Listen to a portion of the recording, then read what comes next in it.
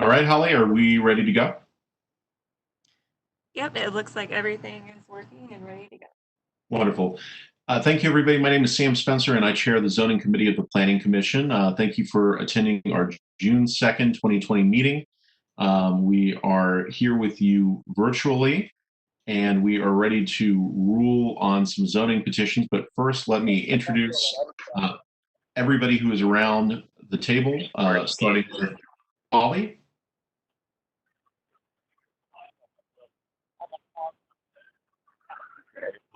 Holly? Yes, sorry, I was checking our feeds. Yes, this is Dan? Holly Kramer. I work for planning. Dave?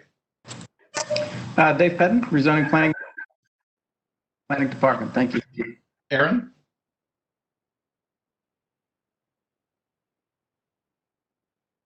Yes, Aaron Cook with CDOT. All right. Alan?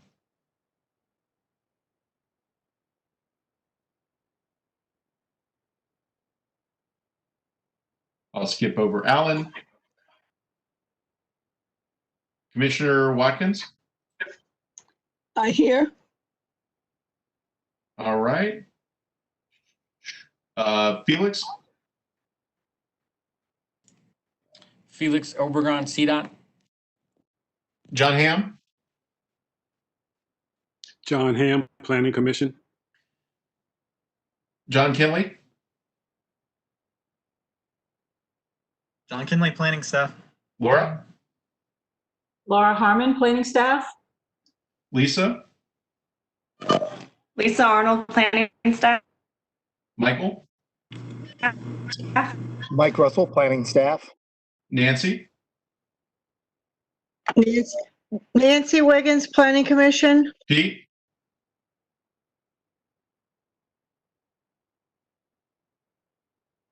Philip? Philip Gussman, Planning Commission. Back to Pete. Pete? Pete Kelly, Planning Commission. All right. Tariq? Therese Hagler-Gray, attorney for the planning department. Will? Will Linville, planning department. And is Victoria here? Yes, I'm here. Victoria Weissegate, Planning Commission. Okay. For some reason you weren't coming up. Did I miss any commissioners or city staff? Mr. Chairman, I just said I was here. Cozy Watkins, Planning Commission. Walter Blackman, CDOT. Eric Lemieux with CDOT.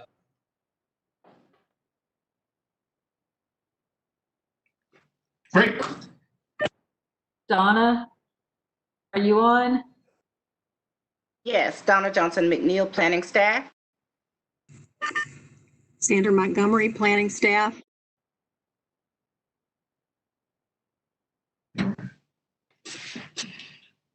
Great. Well, thank you everybody for being on the call tonight. So first, just wanted to do a quick explanation of the zoning process. The public hearing on the rezoning cases that we are reviewing today has been held by the City Council and the Zoning Committee at a previous meeting of the City Council. The meeting today, our zoning meeting, is not a continuation of the public hearing, so there will be no public input unless the city or unless the committee has specific questions. So that being said, I'm going to move forward and ask Dave if we have any deferrals.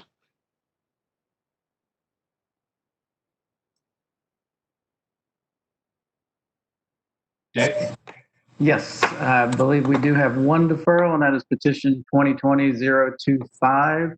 That petition will be deferred to our June 30th zoning committee meeting. And I think we've got also 2019-177 by Encore Real Estate, excuse me. So we do have two, 2019-177 and 2020-025, both being deferred to our June 30th zoning committee meeting. I move that they be deferred.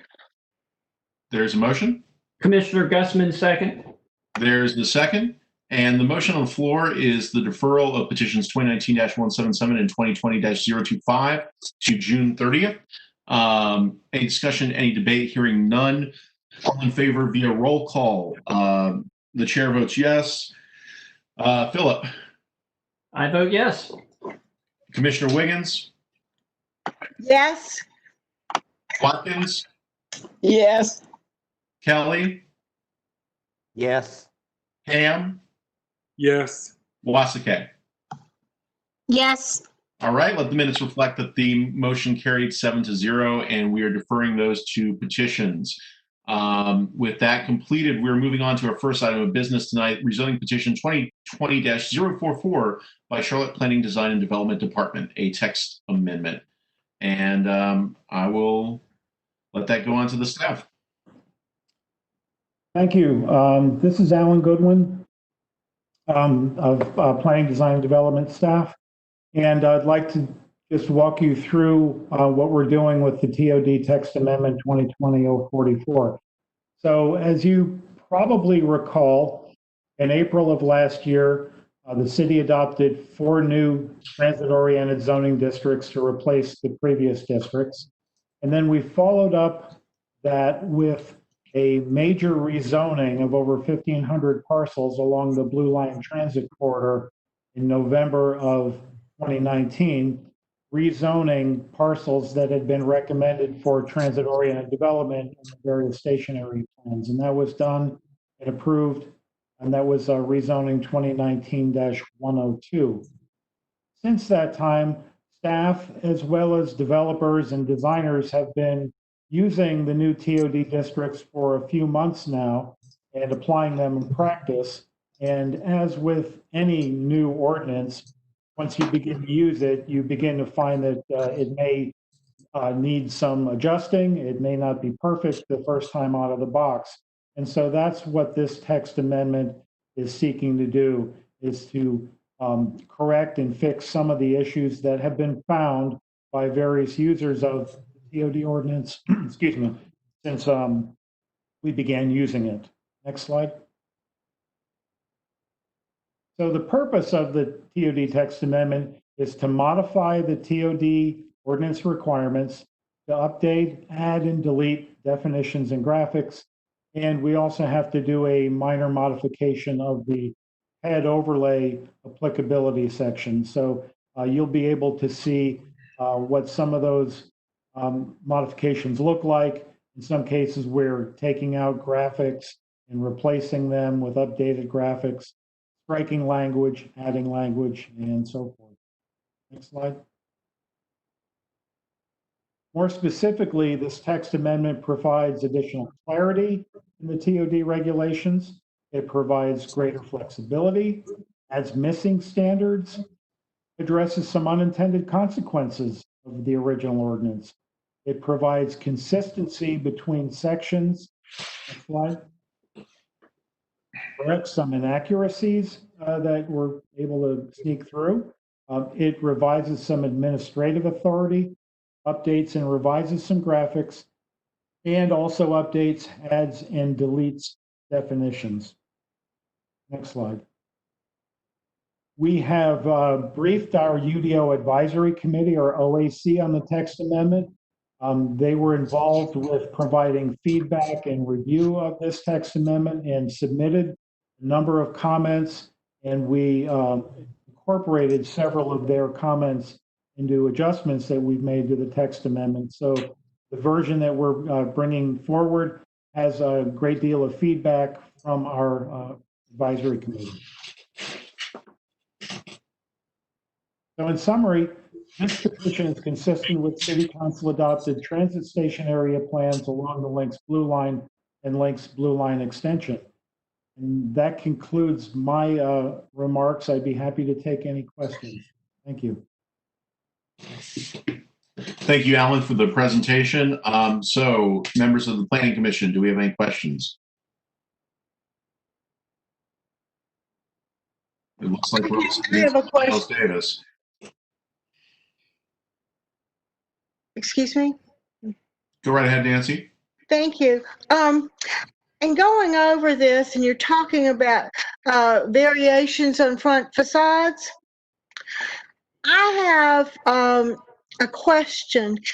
I really think that we should not allow staircases on the front, and I was wondering how that's going to be handled. Could you be more specific about what you mean when you say not allow staircases on the front? I don't think that it's appropriate to have front entrance. In the past, the staff has recommended to break up the front front facade, that we should add the staircases as elements. And speaking from an accessology perspective, I think that's not a good use of variation on the front facades.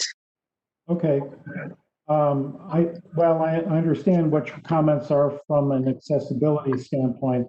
For commercial and office, that may be something that I think what you're referring to are mostly private residential developments such as townhomes and single-family homes and things like that. And though access to residential units is sometimes done by stoops and stairs. And not all residential units are accessible. I don't know that we can do anything beyond what ADA requirements and building code requirements would be. I understand your comment. I'm not sure I agree with it. Well, as a handicapped person, I really think that it's ugly making people walk around to the back if they can't get in on steps, okay? And so okay, that's fine. I'll just vote against the text amendment. Thank you. Any other questions, concerns, comments that people would like to share? Yes, Commissioner Gussman here. Alan, quick question. I know we did some adjusting on the bonus structure for both of these, and generally not a huge change I saw. Were these changes driven mostly by potential petitioner utilization of it? Or were these things we found and said, well, we should bump that a little here and move that a little there? Good question. These were not necessarily driven, the changes to the bonus structure, by developers wanting to use development bonuses. They were really driven, the changes to the bonus structure were driven by our efforts to do a little more in-depth, trying to figure out how we could assign bonus points based on some of the, particularly the transportation improvements. Mm-hmm. And what we found was that we really didn't have a good or objective way to figure out how many bonus points could be earned by doing various capital projects. And so for the time being, we thought it best, until we could work through that a little more clearly and get some more objective standards in place, to take out those menu options primarily for transportation improvements, things that we didn't think that we were ready to be able to administer yet. Okay, thank you. I just know that when we were writing them, it felt really unsure whether or not we had something that was going to work. I wasn't sure if we were adjusting to make sure they would, but you're right. I don't see any of these changes are a problem or anything, or deviate from what we had talked about early on even. So thank you. All right. Any other discussion, debate, questions, concerns? I just have a quick question. This is Commissioner Wasike. Can you just remind me about the administrative authority revisions, and just give me just a little bit more feedback regarding what that entails? I'm sorry, would you repeat, or were you addressing that to me? I'm sorry, I didn't understand the question. I'm sorry, yes, I was. Part of the rationale for recommendation, it states to revise the administrative authority. I know you talked about refining the development bonus point system, but I just want more information about what administrative authority will be revised with this text amendment. I don't have a specific example called up, but my recollection is that in places in the ordinance, one or two places, we refer to the director of the Department of Transportation or the CATS director in conjunction with the planning director. And so we've reversed the order of those in a couple of places to say that the planning director has the authority in conjunction with the CDOT director rather than the other way around. That's one example I can think of, just to clarify, because this is a planning ordinance, the planning director should have the authority to have the final say on some of these administrative decisions. And so we didn't always have that in the right order. And I know that Laura's listening, and Laura, if I've misstated or if you have another example, jump in. That is my recollection. Alan, I think that's exactly what it is, was to clarify. I think even in the latest version with alternative compliance, not necessarily changing the authority with the alternative compliance review committee, but where things are submitted so that it's clear that it's going to the staff liaison and not submitted to the director, just really cleaning up some of those things. Okay, thank you. That's helpful. All right. Any other questions, concerns, anything else I can help with? Great. Do we have a motion?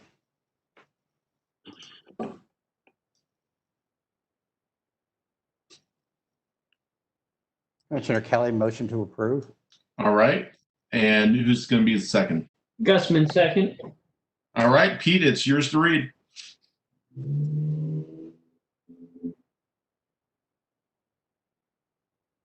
Great. Having reviewed the petition, whoops, let me get the right number up. 2020-044, and consider the consistency statement prepared by the staff to approve the petition. I move that we recommend approval of petition number 2020-044 as it appears before us, and the adoption of the consistency statement as it appears before us. All right, having been properly moved and seconded, is there any discussion, any debate? Hearing none, we'll go to the yeas and nays. Chair votes yes. Commissioner Gusman? Gusman votes yes. Wiggins? No. Ham? Yes. Wasike? Yes. Watkins? Yes. Kelly? Yes. All right. In the chair's opinion, there's a vote of 6-1 with Wiggins voting in the negative. You're entitled to a minority report. Okay. I think that we should have on 24 lowercase b I an addition that says E. Staircases will not be permitted as a variation on front facades. I don't think that, I think that accessology has moved and standards have moved far above ADA, and we are way behind the times. All right, great. So that is going to take us to our next order of business today. That is going to be petition 2019-113 by the Charlotte-Mecklenburg Hospital Authority, and that is a text amendment. And with the, just so everybody knows, with the agenda that I was given, I don't have which staff resource to pass it to, so please speak up, don't wait for me. Okay, I'll just jump in on this one. This is Dave. This petition was submitted by the Charlotte-Mecklenburg Hospital Authority. This is a text amendment to our MUD zoning district. It would add limited helistops to the MUD zoning district as an accessory use with prescribed conditions. Those conditions are the same conditions as are found in the other zoning districts that do allow this use. just so we can kind of go through what some of those are. The limited helistop is a structure or a facility intended or used for the landing and takeoff of helicopters. Means limited means the facility does not include any kind of repair, fueling, or maintenance, or the sale of goods or materials. It's literally a landing place only for takeoff and landing, like I mentioned. So with that, the text amendment would allow limited helistops as an accessory use in the MUD district. That prescribed condition that the facility complies with all applicable FAA regulations. Currently, limited helistops are allowed by right in I-1 and I-2, and as an accessory use with the same prescribed conditions in our institutional, research, business, office, and urban industrial districts. So this would just be, again, a text amendment to allow that in the MUD district, which is mixed-use development.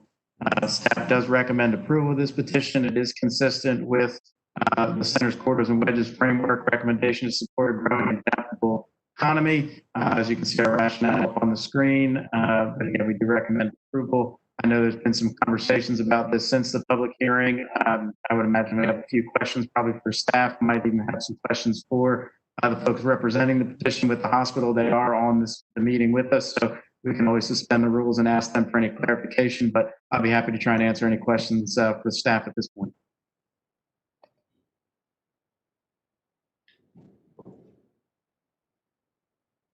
Thank you, Dave. Are there any questions, concerns, comments from the Planning Commission? I have a question. Dave, after discussing this with the petitioner and with some of the staff and everything, my specific question is because we're talking about MUD as opposed to all those other ones, MUD has built into it a residential component frequently, not always. And we've seen MUD, we put a lot of MUD in urbanized residential areas.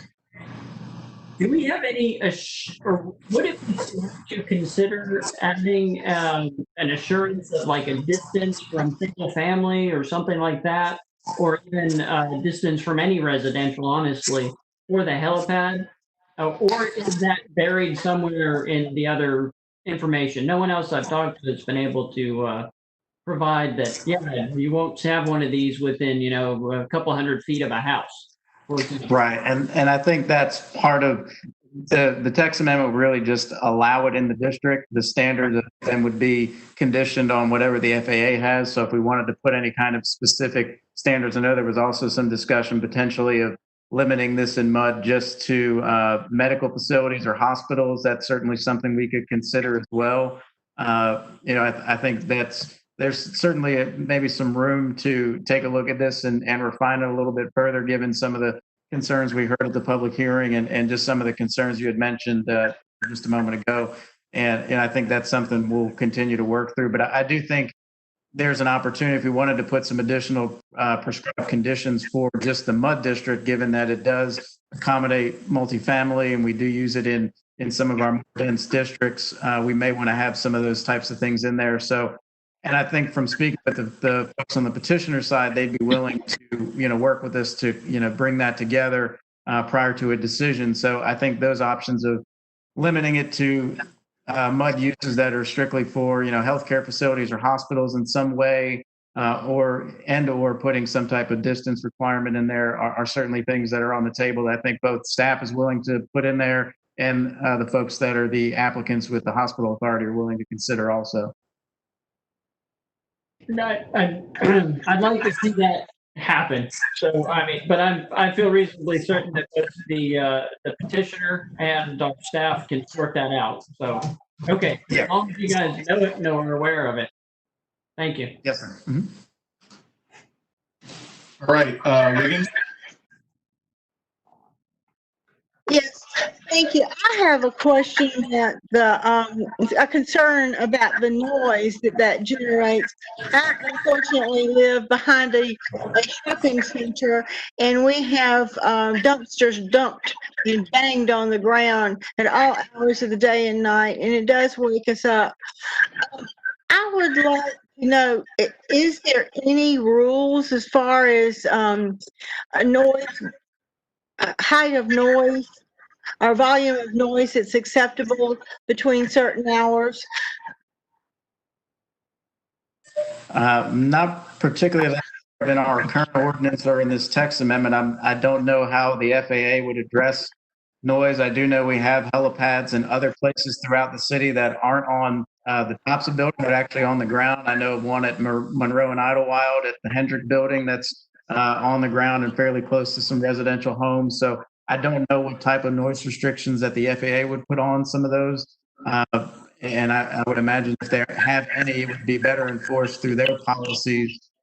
It'd be tough for us to put a noise, an hour of operation on a helistop, particularly one that's geared for hospital use that could be seen that in the middle of the night for an emergency. So it'd be something I would probably have to defer probably to the FAA regulations on more so than our own city ordinances. And they would have to, issue a permit based on those types of things rather than what we would have in our. Okay, David, the thing, I was not wanting to stop the flights. I was just wondering if there was some way that we could abate the noise so that people were not awakened. But if it's up to the FAA, it's up to the FAA, and they know their business better than I do. Thank you for your answer. Yeah, and I do think the hospital is looking at ways to have some parapets and things at the top of the building. From what I understand, that may help buffer a little bit for takeoffs and landings. So, there's ways that you can do some building design that could help with that as well.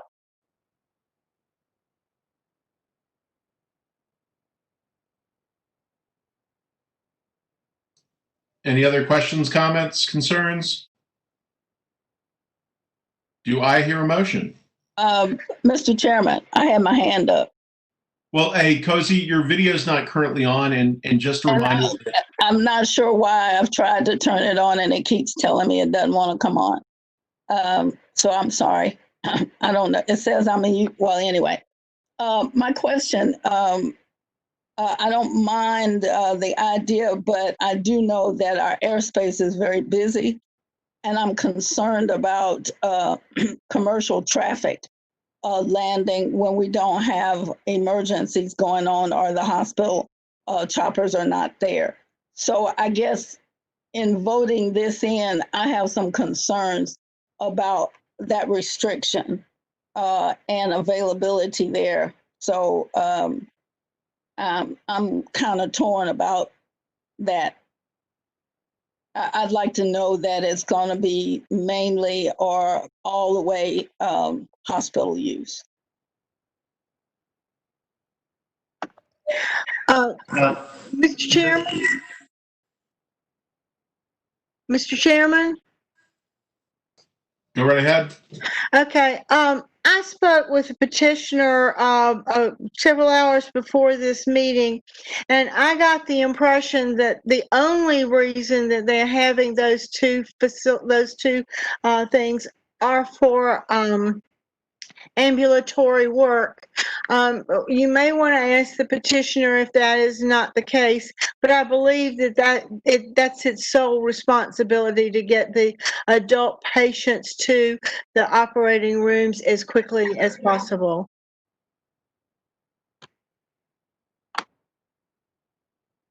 All right. Any other questions? Do I hear a motion? I'll make the motion. Is there a second? Gusman, second. All right, Nancy, will you read it for us? Having reviewed the petition and considered the consistency statement prepared by staff to approve the petition, I move that we recommend the approval of petition number 2019. No, that's wrong. I'm sorry. Oh, excuse me. 19113. Did you hear that? I hear a motion properly moved and seconded. Is there any discussion or any debate? Hearing none, all in favor, we'll go to the roll. Gusman? Yes. Wiggins? Yes. Watkins? Yes. Ham?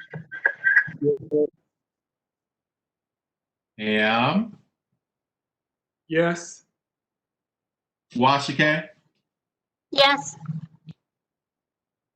Kelly, Yes.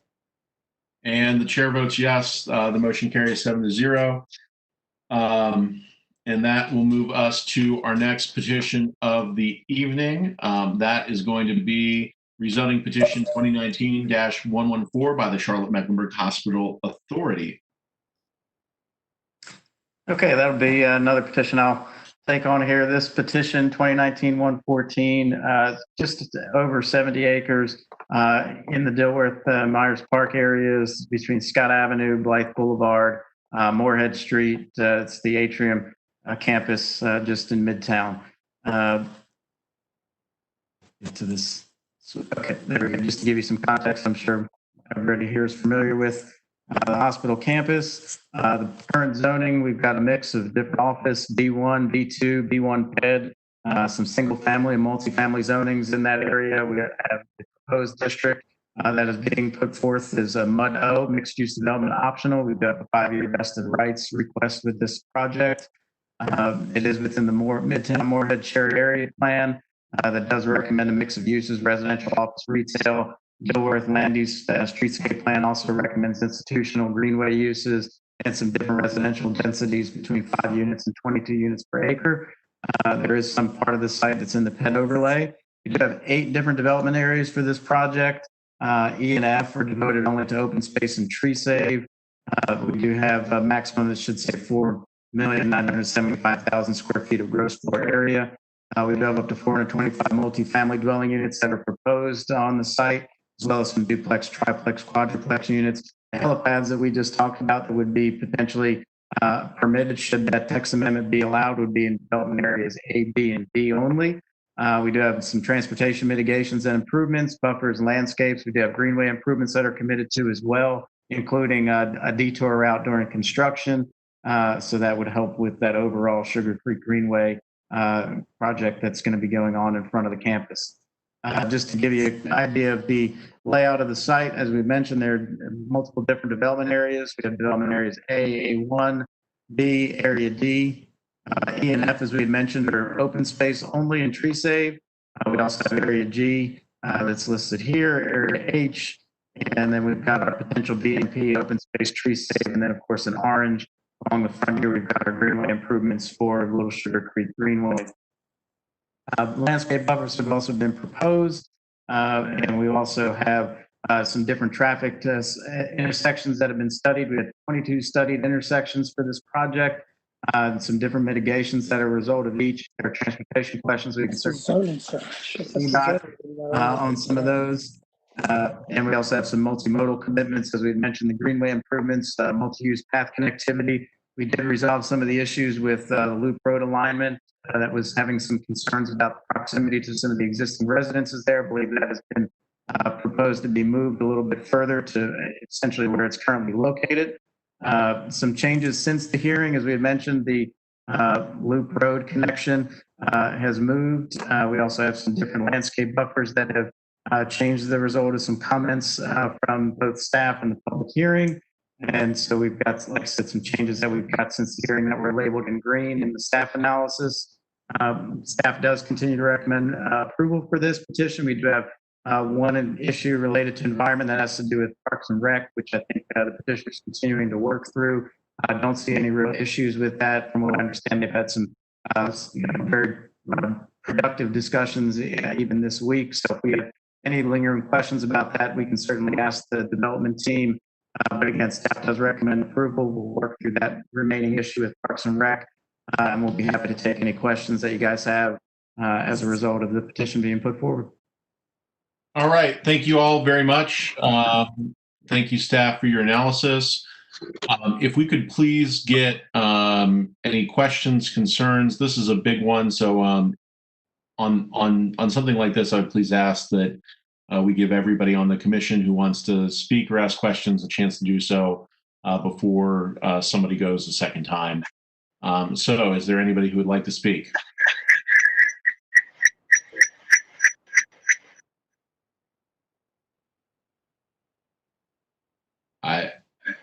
Nancy. Yes, personal concerns directly to the petitioner. One of the properties that has been mitigated in all of this are is going to be torn down is the Florence Crittenden Home Services building at the end of Blythe Boulevard. And they gave me some assurance that the mothers would not be lacking in emergency care. And this, I think, is a very important element. And one of the reasons why it was when they gave up the home where the power plant is now on the campus. I know my mother was the chairman. She negotiated putting the facility at the end of Blythe Boulevard so emergency pregnancies could be taken care of. And I've been told that they have fixed up an alternative solution on West Boulevard for them. Thank you. Mr. Chairman.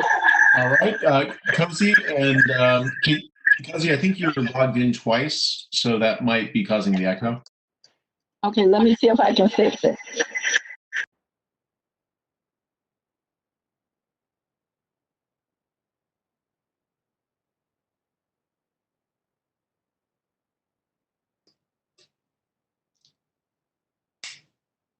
Go ahead, Mr. Chairman.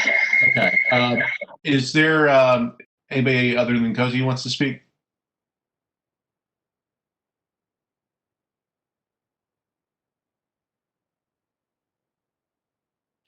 All right. So it doesn't sound like there is as much discussion on this project that I thought there would be. Okay, I'm fixed. Go right ahead, Cozy. One thing about this project, I worked there 32 years, so I know the tunnels and I know that place all the way up to the pad. I was there when it was put there.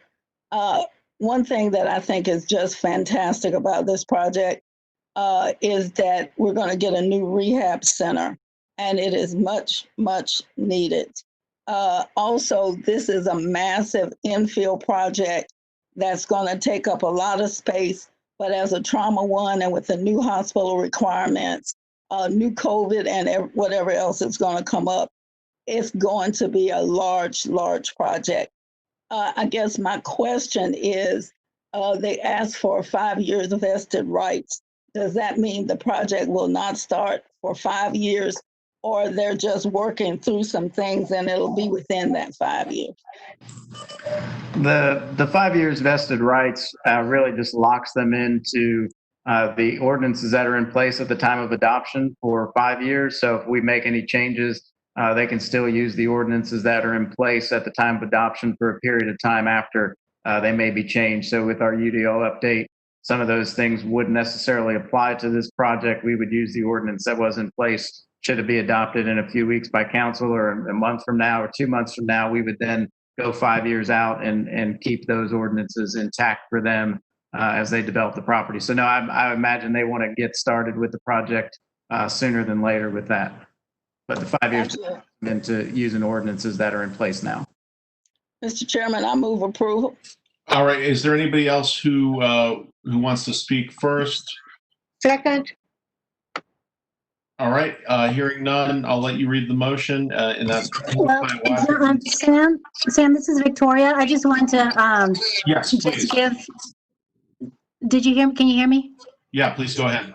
Oh, so I think we just talked earlier, but I just wanted to just disclose, just for everyone's interest, that I do have a relationship with a local nonprofit, and I assist them with fundraising and other kind of help. And of course, some of our Atrium is sometimes involved in these activities. So I talked with Tari earlier today, our city attorney for planning, and she said there was no conflict, but I just wanted to disclose that at times I do talk to Atrium for fundraising purposes. So, but there's no conflict, so I will be voting tonight. Great. Thank you very much. And hearing no other people who would like to speak, I will recognize the fact that Commissioner Watkins made the motion, and we'll go ahead and read it, and Commissioner Wiggins seconded. Having reviewed the petition and considered the consistency statement prepared by the staff to approve the petition, I move that we recommend approval of petition number 2019-114 as it appears before us and the consistency statement as it appears before us, Mr. Chairman. All right, having been properly moved and seconded, is there any other discussion or debate? Hearing none. Sam? Sam, hold on one second, please. Go ahead, Terry. It looks as if John Hamm had, I don't know if this is recent, but it looks like he's asking to make a statement in the chat. Oh, well, yeah. Well, since we've just made the motion, it was properly seconded, it's appropriate for John to. Initially, can you all hear me? Yeah. I was a little concerned initially about parking availability for this project, but I did have a conversation with John Carmichael, and I'm much more confident now they have adequate parking for this project.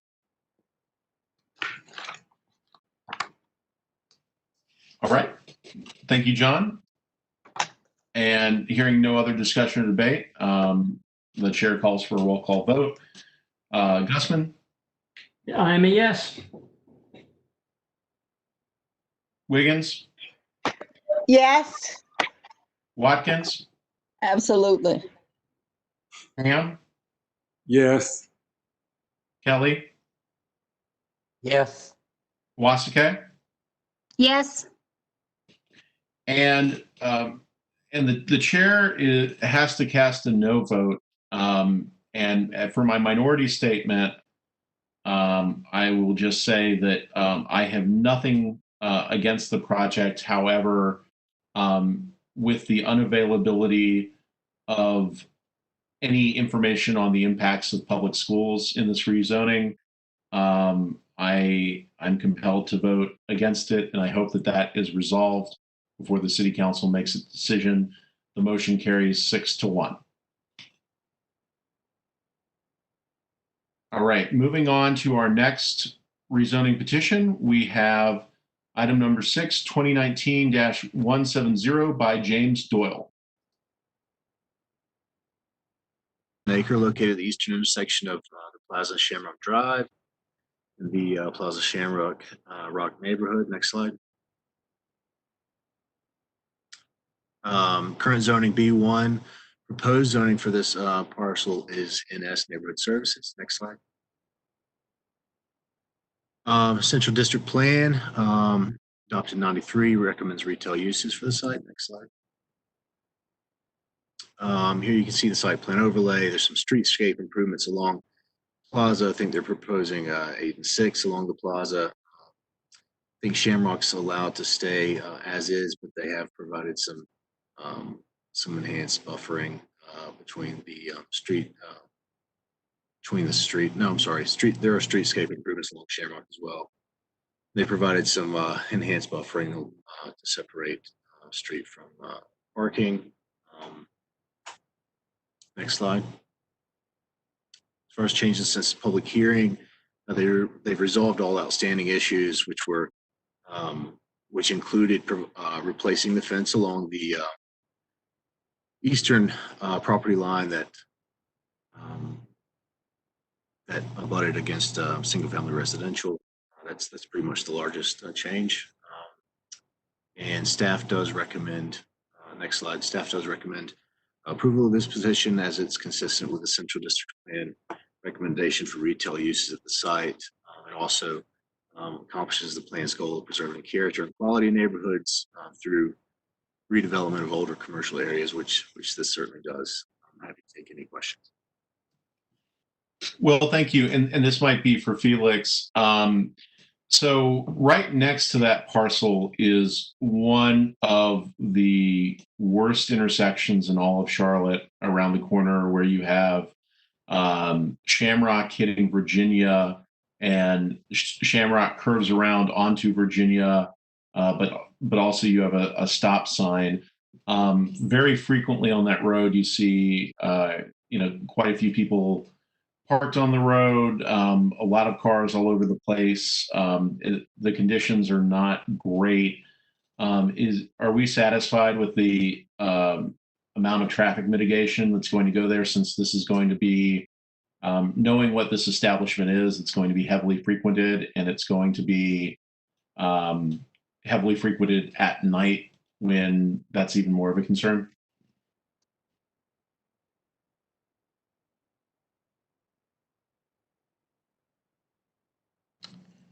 Sorry, I had to unmute myself. Yes, from a traffic perspective, it should be fine. Also, there's a future project on Shamrock that the city has, and they're doing a feasibility study, so we should be fine with that. Thank you. Great, thanks. Any other planning commission, zoning committee members have a comment or question? Lighting, to your point, Sam, about the traffic, is there adequate lighting there? Because we don't need anybody getting hit by accident, and especially with some of our issues we've already had with lighting.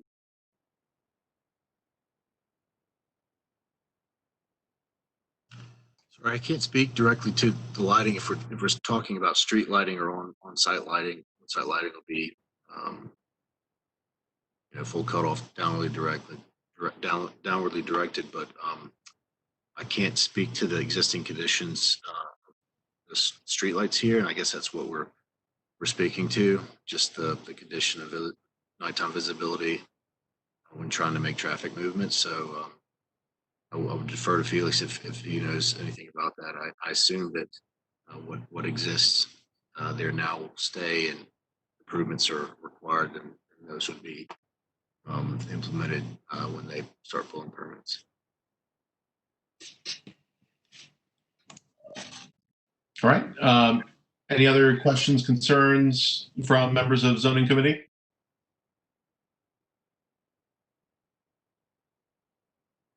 All right, hearing none, do we have a motion? Motion to approve, Gusman. Motion by Gusman, second by Ham. Second by Ham. And Philip, if you'd like to read it for us. I shall.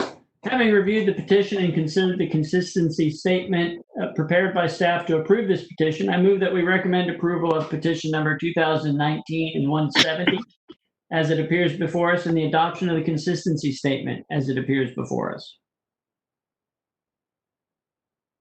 Having been properly moved and seconded, is there any additional discussion or debate? Hearing none, the chair moves to a roll call vote. The chair votes in the affirmative. Gusman? Affirmative. Atkins? All right, we'll move on to Wiggins. Yes. Ham? Yes. Wasike? Yes. Kelly? Yes. Back to Watkins? Oh, I thought you said something else. I'm sorry, Mr. Chairman. Affirmative. All right, the motion carries 7-0. So that'll move right along in the rezoning process, and that takes us down to District 6 for rezoning petition 2019-174 by 2901 LLC.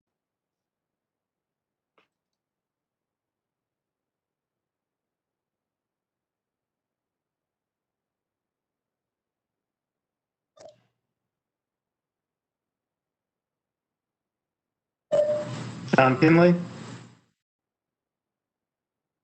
I'm just waiting for the slide to show up. There we go. This is approximately 1.12 acres located on Coltsgate Road, east of Sharon Road and north of Fairview Road. Next slide.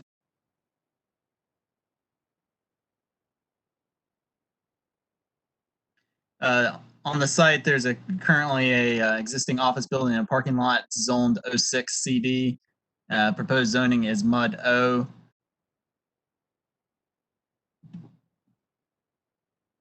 Go to the next slide, Dave.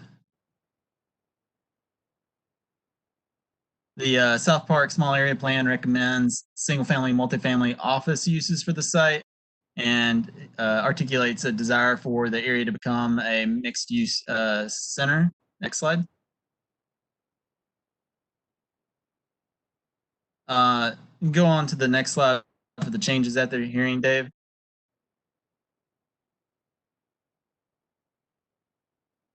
So the proposal is for a 6-story office building with ground floor active uses and a 5-story parking structure also with ground floor active uses.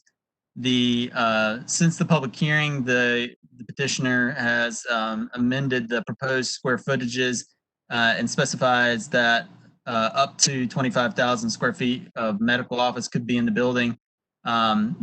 That's a result of a concern that the neighborhood had about the entire building possibly being leased for medical office. And if that was the case, then it would hit thresholds for requiring a traffic study. So in cooperation with CDOT, the petitioner has reduced that medical office square footage so that they're well below what would be required for a traffic study. They have also, at working with the neighborhood, have gotten a little more specific about their permitted uses, and the neighborhood asked them to specifically prohibit some uses as well. And then they've added some renderings at the neighborhood's request, a view down Colts Gate and a view from Fairview. The neighborhood was curious as to how this building might fit in with the surrounding office environment. Dave, next slide. Staff recommends approval of the petition. They've resolved all their outstanding issues. It is inconsistent with the South Park Small Area Plan's recommendation for a mix of single-family, multifamily office uses for the site. But it is consistent with that larger idea of creating a mixed-use center with walkable uses. And the approval of the petition will change the plan from single-family, multifamily office to just office retail. That's all my comments. Thank you, John. Any discussion or debate from zoning committee members?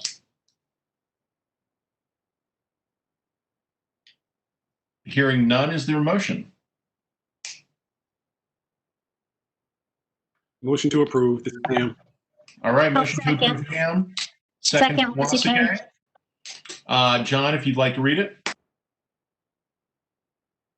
I'm trying to find it in the chat. I'm sorry. Hold on. Okay, motion to approve. One second. I can't find it in the chat. I'm sorry.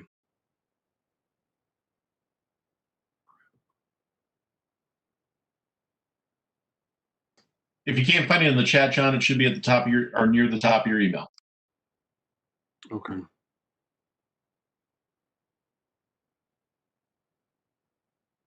All right, I can't find it. Let someone else do it. I'm sorry. I don't want to hold you up. Go ahead. All right, let me switch it around. How about Wasike? Okay, sure. Having reviewed the petition and considered the consistency statement prepared by staff to approve this petition, I move that we recommend approval of petition number 2019-174 and the adoption of the consistency statement as it appears before us. Great. Having been properly moved and seconded, is there any discussion or any debate? Hearing none, all in favor, we'll go to the roll call vote. Wasike? Yes. Ham? Yes. Watkins? Yes. Wiggins? Yes. Kelly? Yes. Vice Chair? Yes. Chair votes yes. The motion carries 7-0. And that'll bring us on to our next item of the night, which is rezoning petition 2020-027 by the City of Charlotte and Crossland Southeast, aka Eastland. Thank you. This is approximately 78 acres on the former Eastland Mall site. You all know, located near the eastern intersection of North Sharon Amity Road and Central Avenue. Petition proposes to redevelop the Eastland Mall site into a mixed-use center containing up to 10,050 housing units with other proposed uses, including all those most permitted by right and prescribed conditions under the MUD zoning district. Next slide.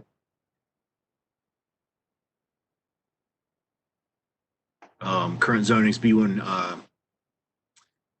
shopping center district, CC MUDO, and B1 conditional. Proposed zoning is MUDO, mixed use development optional, along the two development areas along the front and next to, which is mixed residential innovative, along the backside. Most of the single family homes along Lower Lake, Stillwell Oaks. Next slide. Dr. Future Land Use recommends mixed single-family, multifamily office and retail uses for the site. So it is consistent with plan. Next slide. Regarding the proposal, it proposes residential units, as I stated, single family or similarly designed units to single family in the MX2 Innovative District. Also prohibits car washes, automobile service stations, and EDEs outside of what's allowed through the optional provisions. It requests optional provisions for signage on the site, and also innovative provisions for MX2, for the MX2 area, to get some flexibility in street cross sections. Just a few design guidelines, including Main Street focus on in Development Area 1, meant to be reminiscent of an urban Main Street, and then pedestrian connections of parks, plazas, and other focal points within the site. Next slide. We want to let Felix jump in here, or I can continue on. Yeah, if we have some questions, we can certainly ask those after your presentation. Got it. Next slide, please. Changes since hearing. So you'll notice in the staff analysis, all outstanding issues outside of one have been addressed.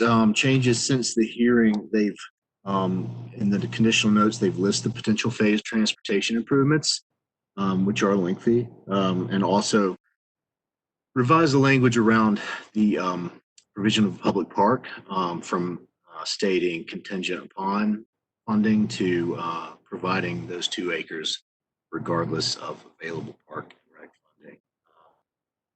Next slide. So staff recommends approval of this petition upon resolution of that outstanding issue related to site and building design. Petition is consistent as stated before with Eastland Area's plan recommendation. And that's about all I got. Happy to answer any questions or defer to Dave or Felix. Great. And I think we'll pass to Felix if there's anything he wants to add. I would like to note that on the most recent post-hearing analysis that I saw, there had not been a traffic study yet. So any way CDOT could elucidate that would be very helpful. Sam, I have a question. Well, I was passing it to Felix. Okay, because it's about transportation, but okay, thanks. Hi, yes. This is Felix Obergon with CDOT. The traffic impact study was completed and approved by CDOT. I think we just needed to update the transportation summary a little bit just so that it actually states that. But the traffic impact study was completed and it was approved. The roadway improvements are actually in the site plan, the latest site plan. So you should be able to see those commitments. All right, Nancy. Yes, my question is, where on this site is the final stop of the goal line projected to be? So I think, that's for Felix. Right. Yeah, so that would be more of a CATS question. I don't think that has been all flushed out at the moment, but I think that would be more of a question for CATS, but I know it'll be somewhere in the area. Thank you. Yeah, just looking at the map, it looks like the line ends at Central and Redmond, but it may continue down to Valora Lake. But right now, the map ends at right there in front of the mall at Central Avenue. Thank you very much. Mr. Chairman. Yes, ma'am. Did I understand that the Muddo and the mixed 2 districts will allow for service stations?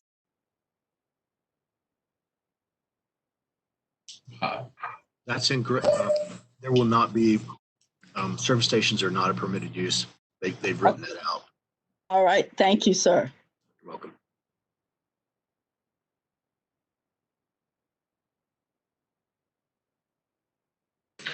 I guess, Will, since it was brought up, is there anything that is a permitted use under Muddo or MX2 that hasn't been taken out as a note that's a typical red flag for us?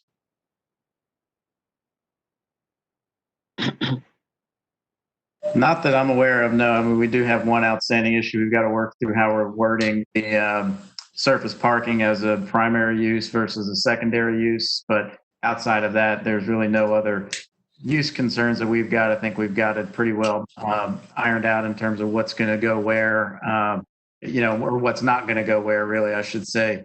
And so, yeah, we don't have any additional concerns about putting any more uses on the prohibited list. I think we've addressed that fairly well through the conditional notes already. All right. Any other questions from members of the zoning committee? I had a question on that parking. Was that mostly intended to just be as a transition use, primary use, or were they really thinking that the parking would be a primary utilization for any part of the property? So my understanding is it would be for that transitional period, but in order for it to stay and just not treated as more of a non-conforming use that put some kind of hindrances on it. They wanted to the flexibility of having it more considered as a primary use itself. So, again, it's something that we've looked at, and we really don't have provisions that allow it as a primary use, but we just need to flesh out how to nuance it to understand that there will be transition with the existing parking lots, and work with the development team to do some minor upgrades in the meantime, but also allow it to just kind of stay in a transitional state with the understanding that redevelopment will take care of it long term. So it's just a matter of how we want to couch the language in the conditional notes, but no real concern on our end that we can't work through it. Okay, that was my presumption. I just wanted to make sure when I saw that as the last outstanding point. My only other comment was, where will they put the helipad?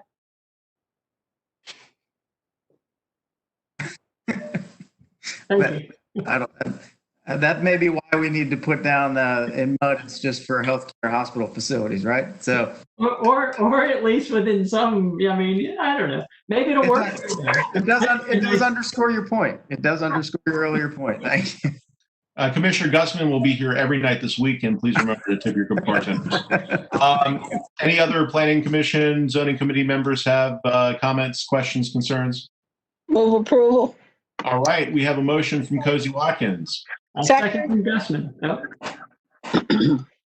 All right, second from Wiggins. I think Nancy beat you to it. That's all right. And Cozy, if you want to read it. Everybody wants to be on the east side. Having reviewed the petition and considered the consistency statement prepared by the staff to approve the petition, I move that we recommend approval of the petition number 2020-027 as it appears before us, and an adoption of the consistency statement as it appears before us. Having been properly moved and seconded, is there any discussion or debate? Hearing none, we will move to a roll call vote. Commissioner Gussman? I am yes. Watkins? Yes. Wiggins? Yes. Wasake? Yes. Ham? Yes. Kelly? Yes. And the chair, a proud East Side resident, also votes yes.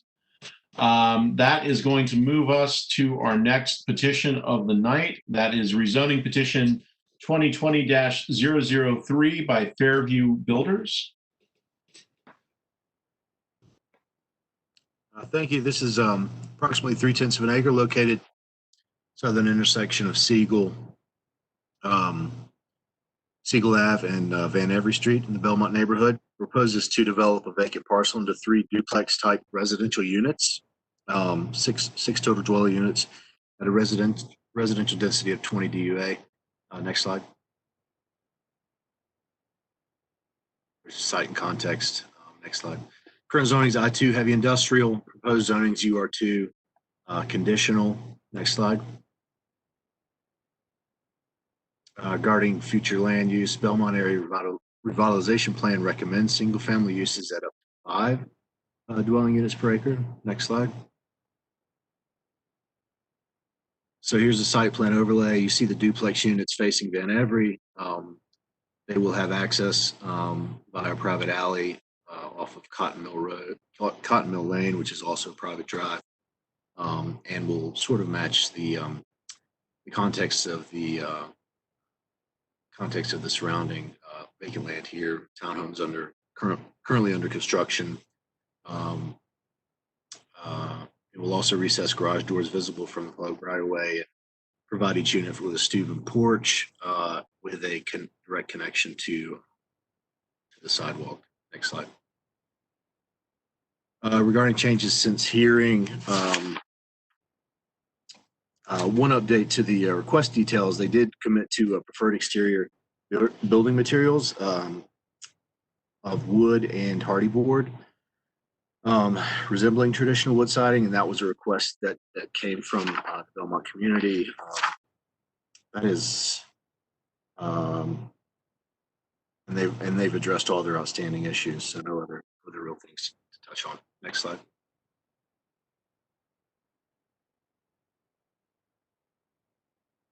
So staff recommends approval of this petition.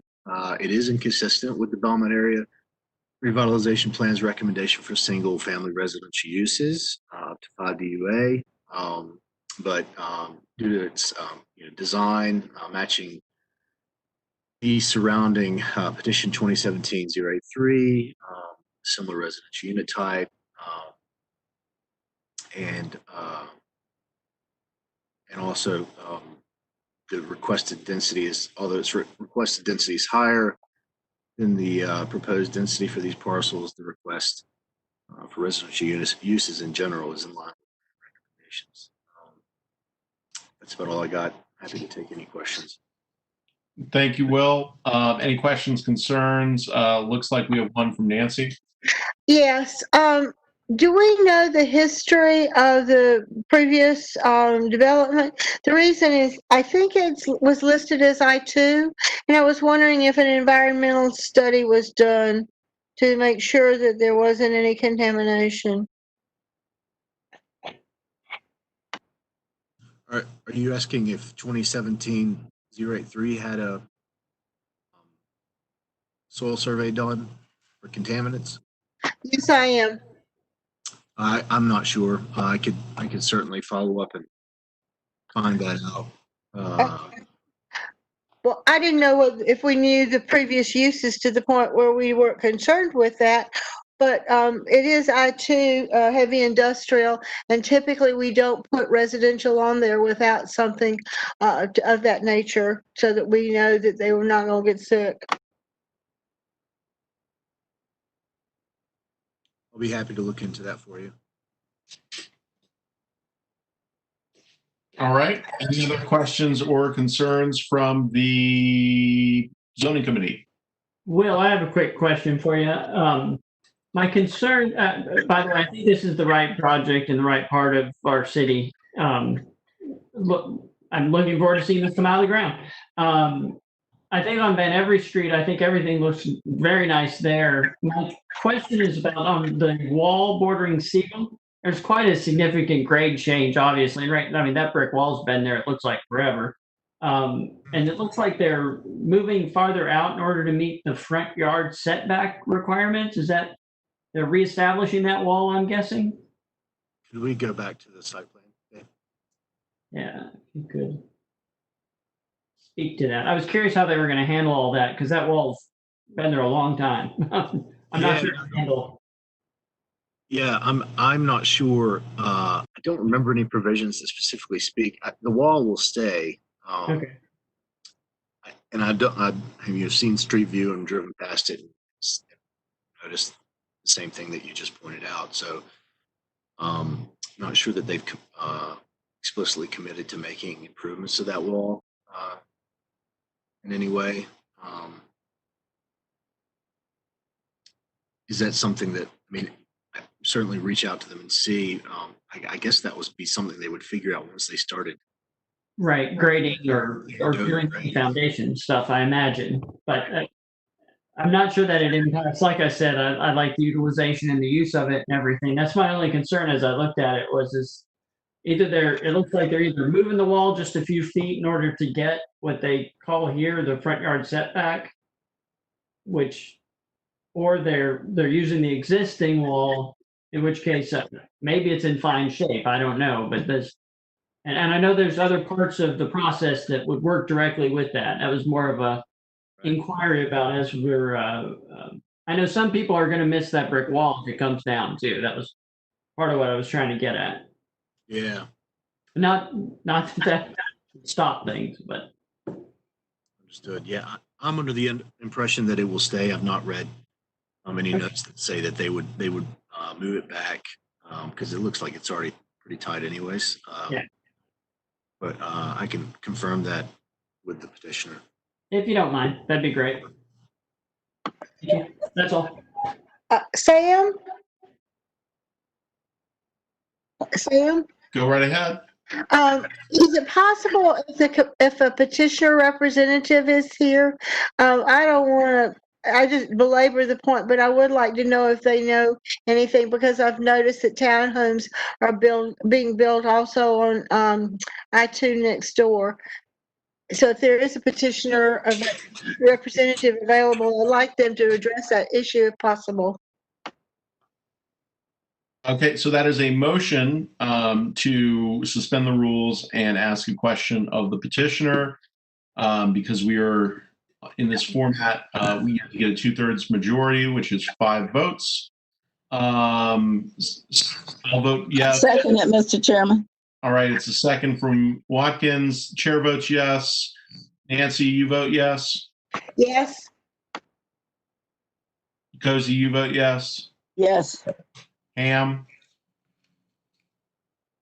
Yes. Gusman, Yes. Wasike, Yes. Kelly. Yes. That's enough votes. So, Colin. Yes, Commissioner Wiggins, unfortunately, I don't know the history of that property to know if there was a heavy industrial use there before. I do know that the remainder of the block is currently being redeveloped with residential. And the fact that the parcel we're looking at is actually 3 lots led me to believe that there were probably single-family homes there at some point. But prior to closing on the property, the developer would do an environmental analysis and make sure, see if a phase 1 is required. And I'll be happy to ask, and if I have that information, I'll follow up with you.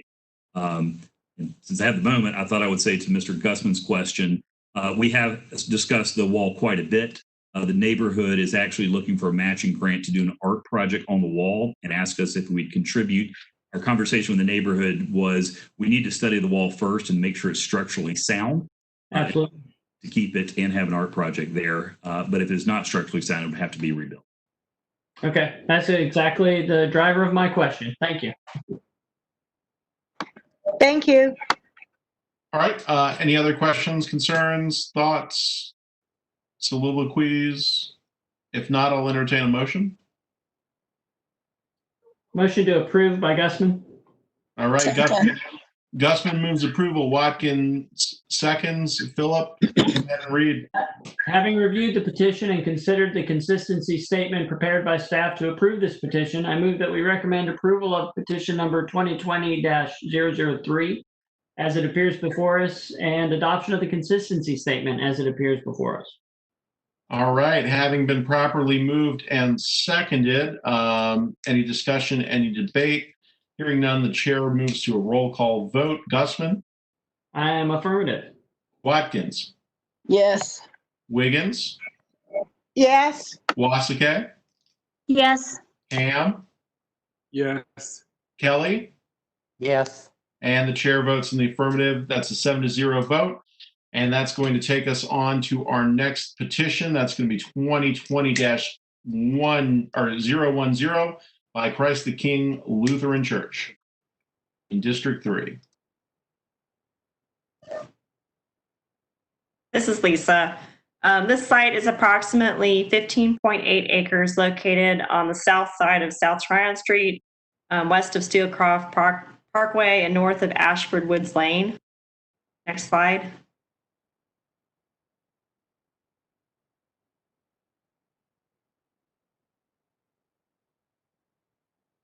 Current zoning of the property is R3, single family residential. The proposed zoning is institutional.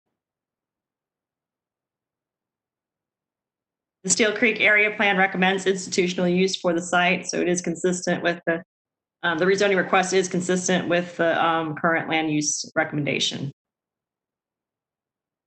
Staff does recommend approval of this of this petition. As I said before, it is consistent with the institutional land use recommendation per the area plan. I'll be happy to answer any other questions at this time. And this is a conventional rezoning request. All right, so this is a conventional, which means that limits some of our questions, y'all. Does anybody have any questions, concerns, thoughts?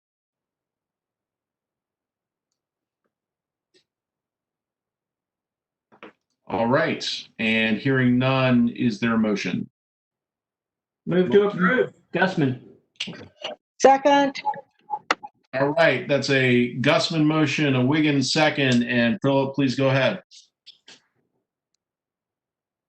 Having reviewed the petition and considered the consistency statement prepared by staff to approve this petition, I move that we recommend approval of petition number 2020-10, pardon me, 010. That's 2020-010, as it appears before us, and the adoption of the consistency statement as it appears before us.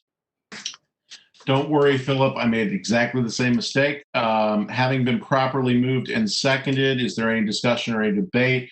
Hearing none, we'll move to a roll call vote. Gusman? Yes. Wiggins? Yes.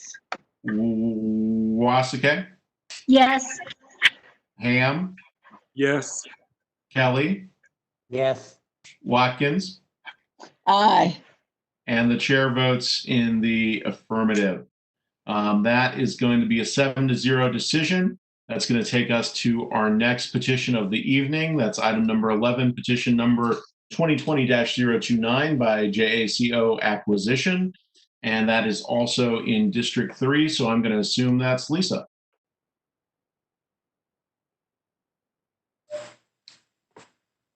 Lisa, I think this is one of Claire's, correct?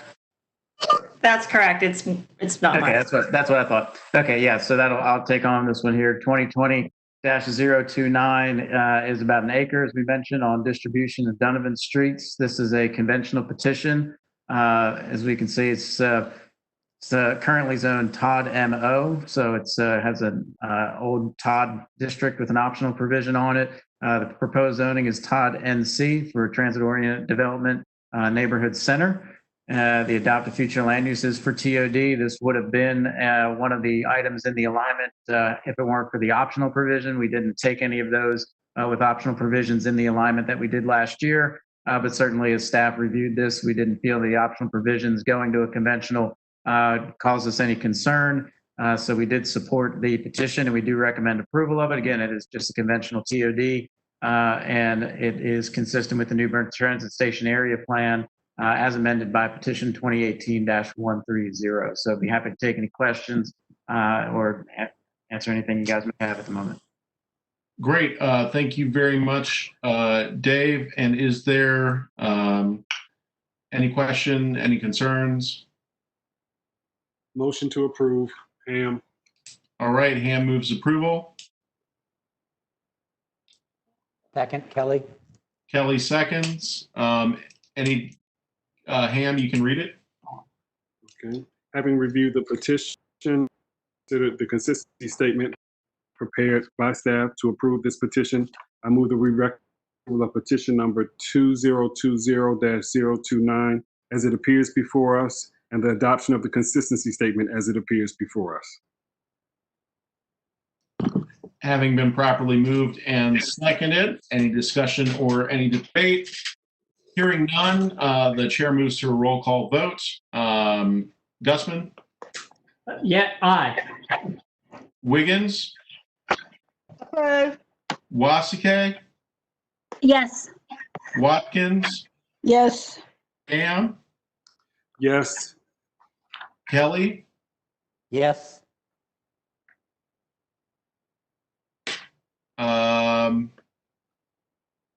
Feel like I missed somebody. All right, now chair votes yes, passes 7-7, or 7-0, and that's going to move us on to the next rezoning. That is going to be 2020-008 by Arcane Investments Charlotte LLC. Yes, this is Michael, This site is approximately 4.97 acres, located on the western side of Reams Road, east of Potomac Boulevard. The current zoning is R3. The proposed zoning is UR2 conditional. This petition proposes up to 84 multifamily units. And the petition is inconsistent with the North Lake area plan. The proposed density of 4 dwelling units per acre, but it is consistent with the area plan's proposal for residential use. All the outstanding issues have been addressed, and staff recommends approval of this petition. Thank you for that presentation, Michael. Any discussion, debate, concerns from the zoning committee? This is Commissioner. I have a question. So, Michael, it said here that this petition is the second phase of a development that was approved for zoning in 2016. Do you know what the density was for that phase right off? Yes, that was petition 2016-053. They also went to a UR2 CD zoning, and their DUA was 18.3. Okay. 260 units. Okay. All right. Thank you. All right. Any other questions, concerns from zoning committee members?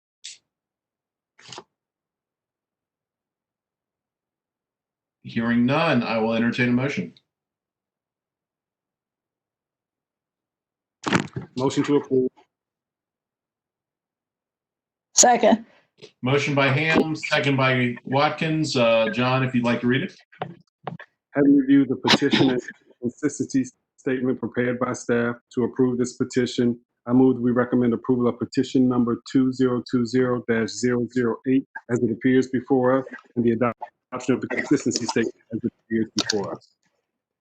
All right. Having been properly moved and seconded, is there any discussion or any debate? Hearing none, the chair moves to a roll call vote. Gusman? Yes. Watkins? Yes. Wiggins? Yes. Wasike? Yes. Ham? Yes. Kelly? Yes. And the chair votes in the affirmative. So that is going to take us to our next petition. That's a 7-0 vote. And that takes us to rezoning petition 2020-011 by Suvik Ghoshal. And that is in Matt Newton's district, District 5. That's approximately 1.35 acres west of Margaret Wallace Road, east of Glen Lyon Drive. Next slide.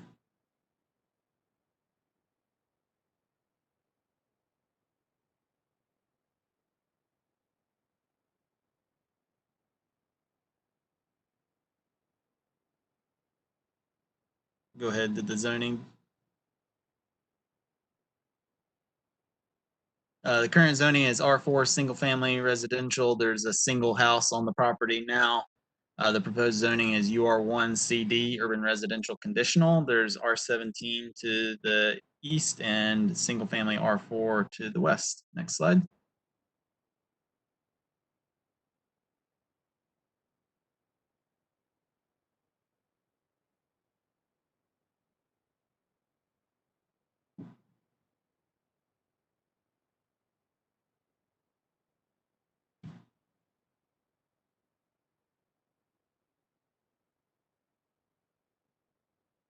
Next slide.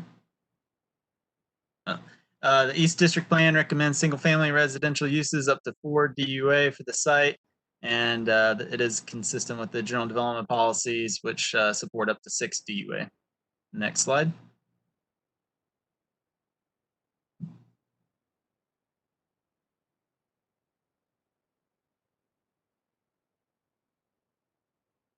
You can go on to the next one, Dave, showing the revised site plan.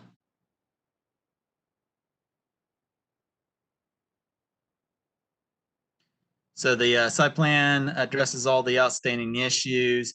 They are doing single-family detached lots. There'd be 7 proposed lots on the site. Next slide.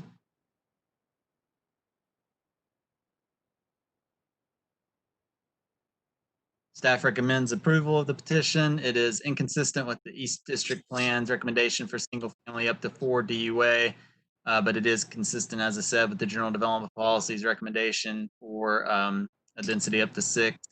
Approval of the petition will revise the adopted future land use plan from residential up to 4 to residential up to 6.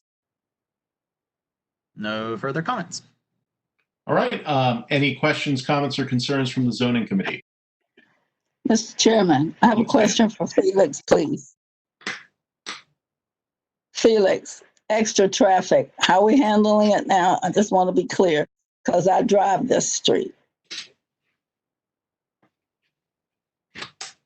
Yes, the traffic should be fine, even though that's additional traffic's going to be added to it. And the petitioner is also adding in a left-hand turn to access the site. Okay. When I get stuck in traffic, I'm calling. All right. And I'm sure Felix would appreciate if all of us call him when we get stuck in traffic. Are there any other concerns or questions from zoning committee members? If not, I will entertain a motion.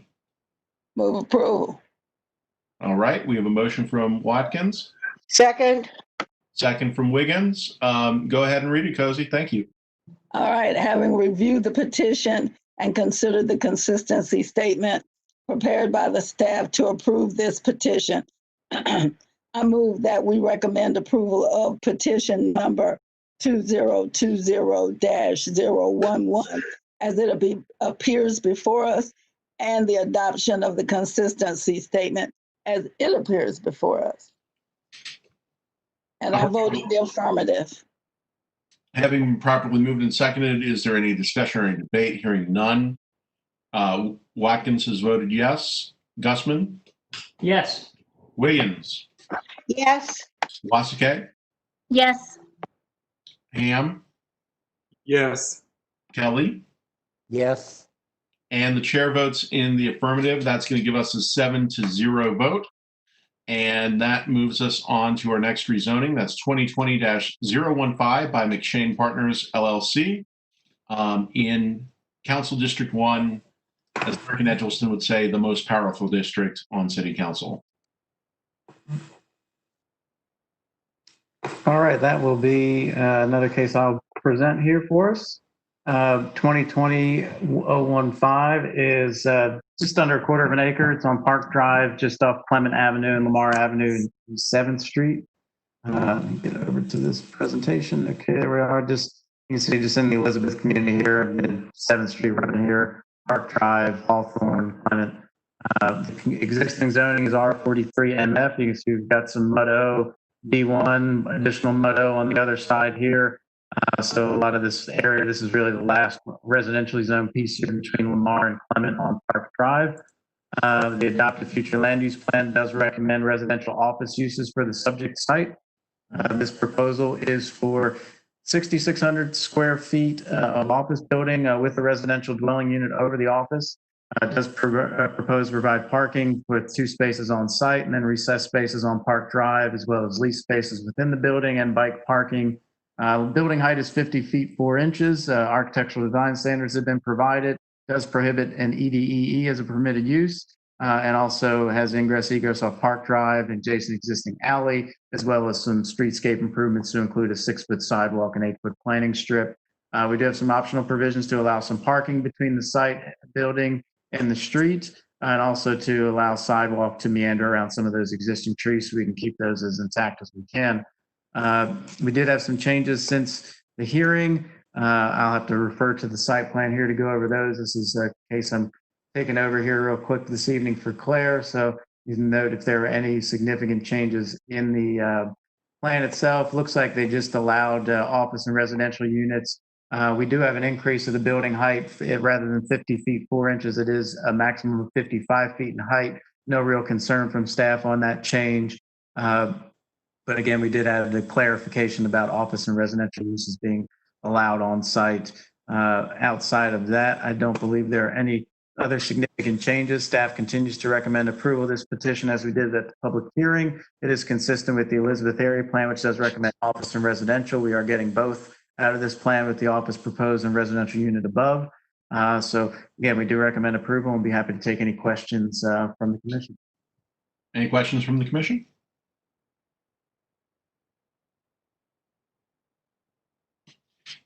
Move to approve, Gusman. All right, Gusman moves to approve. Anybody else? Second, Kelly. Second from Kelly. Go ahead and read, Philip.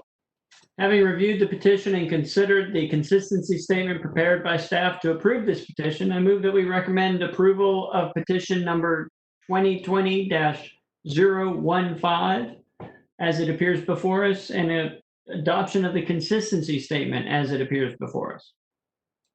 Having been properly moved and seconded, is there any discussion or any debate? Hearing none, the chair moves to a roll call vote. Gusman? Yes. Wiggins? Yes. Watkins? Yes. Wasike? Yes. Ham? Yes. Kelly? Yes. And the chair votes in the affirmative. That is going to give us a 7-0 vote. That's going to take us to our next petition of the night, which is 2020-020 by RIAB Properties LLC in District 3. This is Lisa. This site's approximately just under 3 acres located south of Arrowwood Road, north of Hanson Road, and east of Microsoft Way. Next slide. The current zoning of the property is BDCD, Business Distributive Conditional, I1 Light Industrial, and R3 Single Family Residential. The proposed zoning of the site is O2 General Office. This is a conventional site plan, so there's no associated site, or conventional petition rather, and there's no associated site plan with this petition. Southwest District Plan recommends office land use for this site and the surrounding area. Staff recommends approval of this petition. The petition is consistent with the office land use recommendation for the site per the area plan. Happy to answer any questions this time. Thank you very much, Lisa. Any discussion, debate, questions from zoning committee?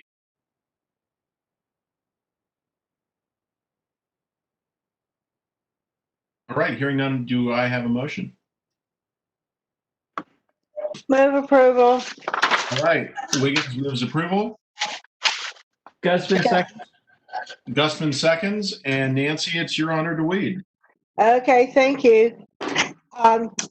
Having reviewed the petition and considered the consistency statement prepared by staff to approve this petition, I move that we recommend approval for petition number 2020-020 as it appears before us and presented by staff.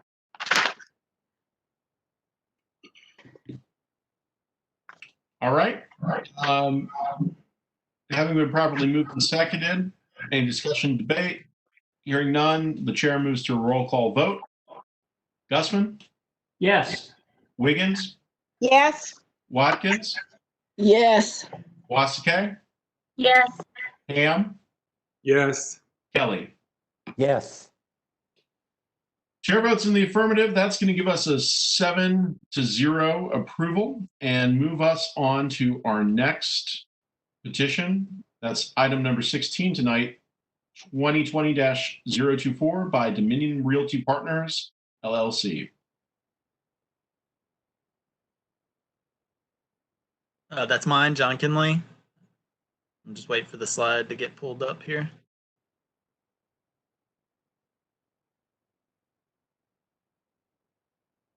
Okay, it's approximately 1.827 acres on south side of Fairview Road, across from the South Park Mall. Is currently a Fifth Third Bank branch at that location. Next slide, Dave.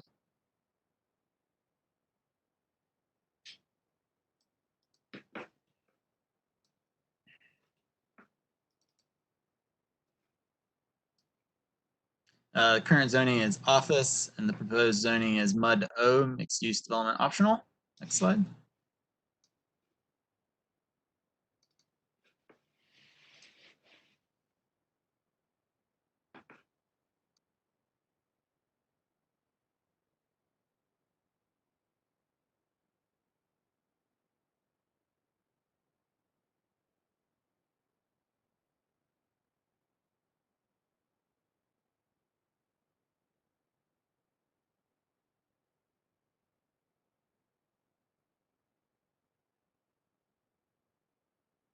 goes. The South Park small and single-family, multifamily office uses for the site with a residential density up to 20 DUA.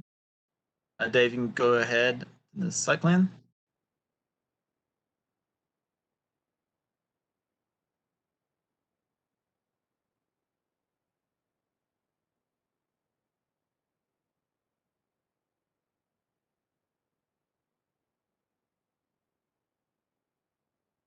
They're proposing 325 multifamily units. That's a density of 177 units per acre, up to 1,500 square feet of non-residential uses on the ground floor, maximum building height up to 185 feet, 65 feet greater than the standard MUD height. But that height is similar to other recent MUD zonings in the South Park area. They are contributing some money to the pedestrian improvements for the South Park Loop Trail and contributing money for the Charlotte Housing Trust Fund. Dave, next slide.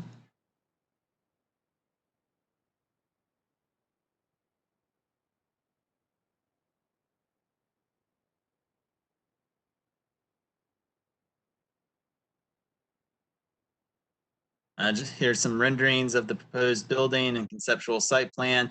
They do have two alternatives for access in and out of the site. The one at the top, the larger image, is basically the concept. If they were to get approval from the underlying property owners for the driveway, the main driveway in and out, that's a shared access easement. If they get approval, then they would make some modifications to turn lanes to provide better access both for their site and elsewhere on that driveway. The smaller image at the bottom of the screen would be the proposed access if they don't get that permission to make those modifications. And it would simply just be moving the existing driveway into the Fifth Third Bank site further away from the intersection down this shared driveway. The renderings there show the ground floor retail uses, and of course the apartments would be above. Next slide. Staff recommends approval of the petition. It is consistent with the South Park area plan's recommendations for a mix of uses, but it's inconsistent with the residential density that's specified of up to 20 DUA for the site. The approval of the petition would revise the adopted future land use map as specified in the South Park small area plan from single family, multifamily, and office uses for the site with residential density up to 20 DUA to residential office retail for the site. That's all my comments. All right, thank you, John. Do any members of the zoning committee have any questions, concerns? Yeah, Nancy, if you'd like to go ahead. Yeah, how big are these units, proposed units going to be? 2 feet by 4 feet? Or how many stories is a building? One or the other? The building itself, it's supposed to be up to 185 feet tall. Okay. We don't have the dimensions or the square footage of the individual units. Well, it seems like it's going to be a mouse box. The apartments are. Thank you. So John, hey, this is John Ham. I have a question. So where will these residents park? I'm trying to see that. Did you cover that? Dave, if you could go back to the that has the renderings on it. I think it's the previous slide. Next one, forward. Thank you.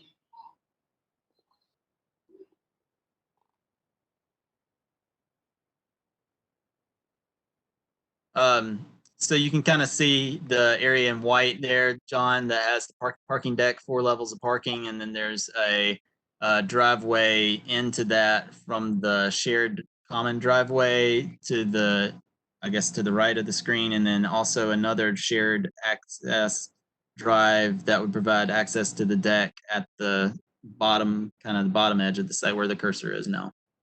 All right, great. I see it. Thanks, John.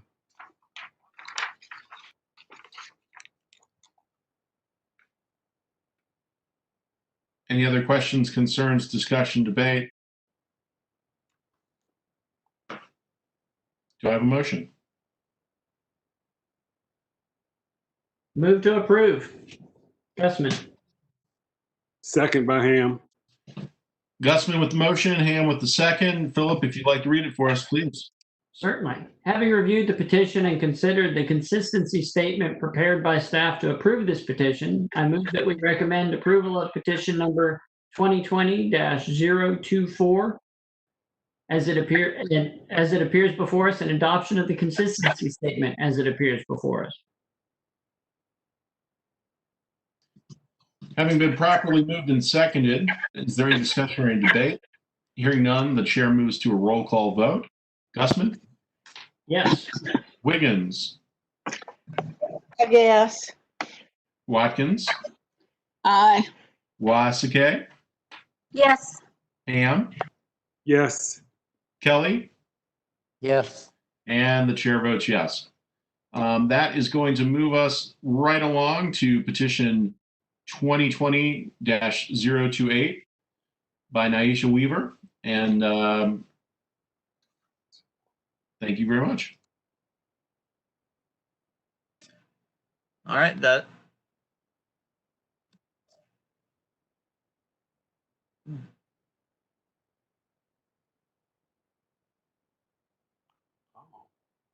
Okay, that'll be me again. This is approximately 5.33 acres on the corner of the intersection of Monroe Road and Wallace Road. It's an existing church on the property now. Next slide.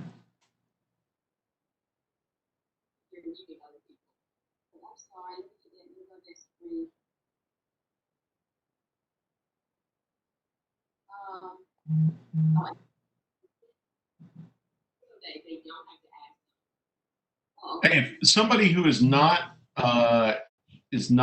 talking and recognized right now is unmuted, please mute your phone. The current zoning is R3, single family residential. Proposed zoning is institutional. Next slide. The Independence Boulevard area plan recommends residential at up to 12 units per acre for the site. Next slide. Staff has recommended approval of the petition. It is a conventional petition, so there's no associated site plan. It is inconsistent with the Independence Boulevard area plan recommendation for residential up to 12. It is currently being used as a religious institution, and there's other religious institution uses in the area.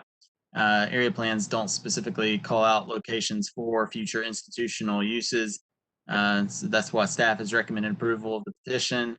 It will revise the area plan's recommendation to institutional uses for this site, though. No further comments. Great, thank you, John. Any discussion, debate, questions, concerns from the zoning committee? Going once, going twice. Can I have a motion?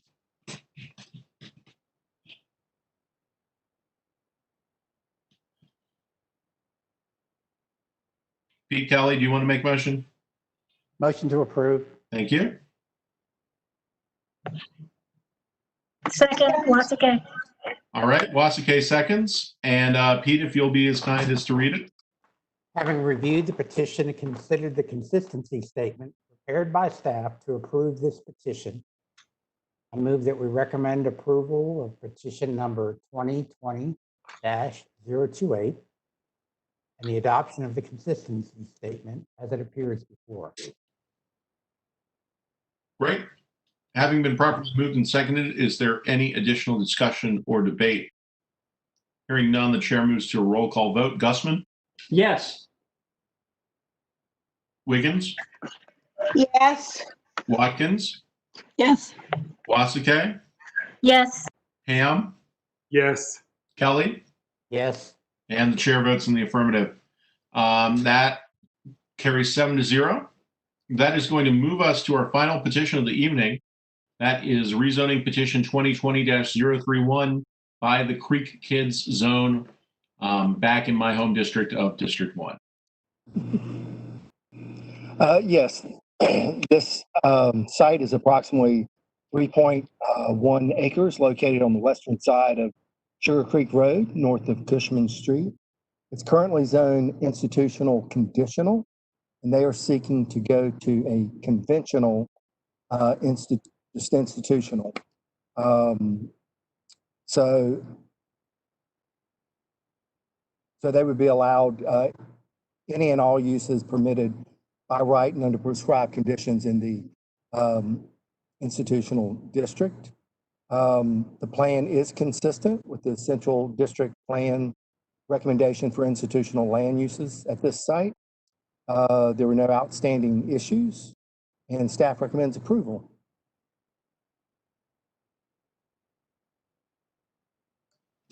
Any discussion or any debate?